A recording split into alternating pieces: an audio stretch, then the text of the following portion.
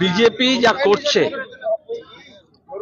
তার থেকে এক ধাপ আমরা দেখলাম তরুণ প্রজন্মের ছেলেমেয়েরা জেনজি বিজেপির জায়গায় সিজেপি করেছে। এতে বিজেপি ভয় পেয়েছে। ককরোচ জনতা পার্টি এমনি এমনি করা হয়নি।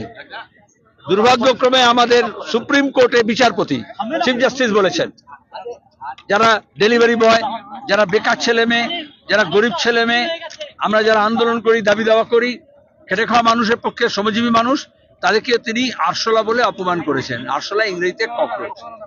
সেই জন্য এটা সোশ্যাল মিডিয়ার এটাই হচ্ছে শক্তি। রাতারাতি লাখ লাখ ছেলে মেয়ে এই সিজেপি করে ককরোচ জনতা পার্টি করেছে। এটা ভারতীয় জনতা পার্টির উপরে একটা লাঞ্ছন। এবার শুনে নাও, আরে শোনো, ধৈর্য ধরো না। কিন্তু এটা যে নতুন প্রজন্মের ছেলে মেয়েদের এই উদ্যোগ ব্যাপক সমর্থন।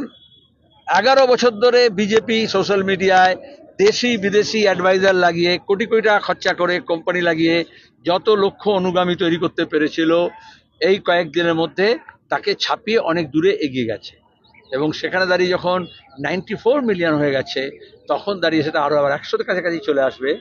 তখন এটা আজকে দেখলাম আমরা, এই যে তো এটা তো মাল্টিন্যাশনাল কোম্পানি, সোশ্যাল মিডিয়া যারা চালায়, আমি আর কোম্পানির নাম বলছি না, তারা ওটাকে সরিয়ে দিয়েছে। কারণ মোদী নিজে এটা বুঝে না। এই যে আমি সার্কুলারের কথা বললাম, এখানে যেরকম যাতে বিরোধী কথা কেউ না বলে, বিরোধী শক্তি যদি না ওঠে, সরকারের সমালোচনা না হয়, মোদী যেমন সাংবাদিকদের প্রশ্নের উত্তর দেন না, তেমনি এই সোশ্যাল মিডিয়াকে ব্যবহার করে যাতে সরকার বিরোধী কোনো সমালোচনা না হয়, বিজেপি ভয় পেয়েছে। এবং এই জন্য তারা ওই কোম্পানিগুলোকে, আমেরিকান কোম্পানিকে ব্যবহার করে ওইটাকে এখন অফ করে দেওয়ার চেষ্টা করে।